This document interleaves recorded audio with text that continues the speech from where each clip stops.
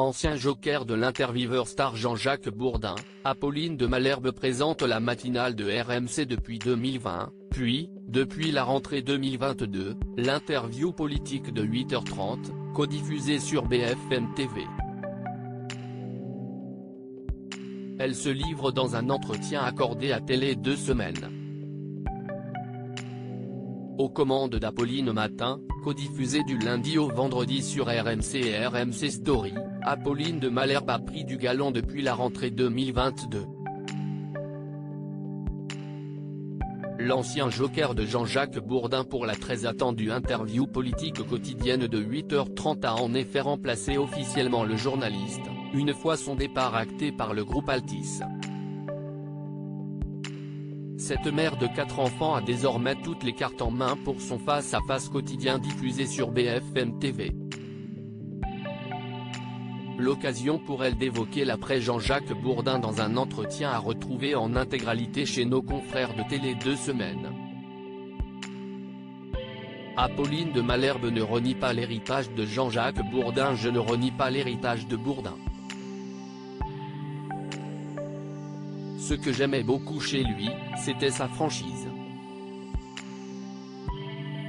Mais je le fais à ma manière, avec un ton qui est le mien. Celui d'une femme de 42 ans, et qui est à l'écoute de ce que vivent les Français, confie Apolline de Malherbe.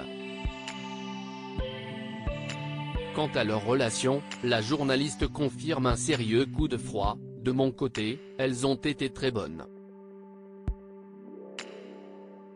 Mais oui, il y a eu un avant et un après.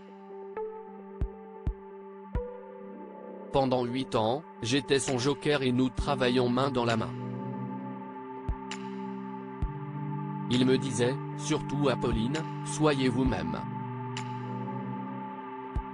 Je crois que je l'ai toujours été. Mais à partir du moment où une nouvelle page s'est ouverte, je pense que ça lui a été assez insupportable.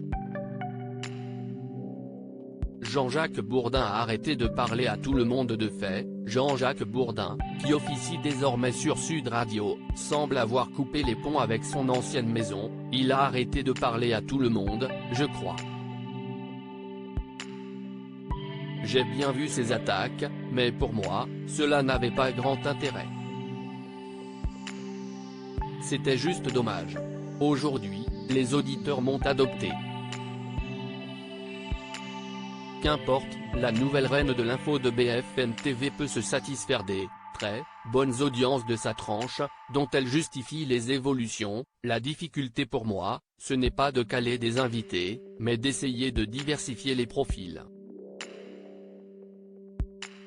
La classe politique a évolué, elle s'est spécialisée. Fini les poids lourds politiques capables de parler de tout.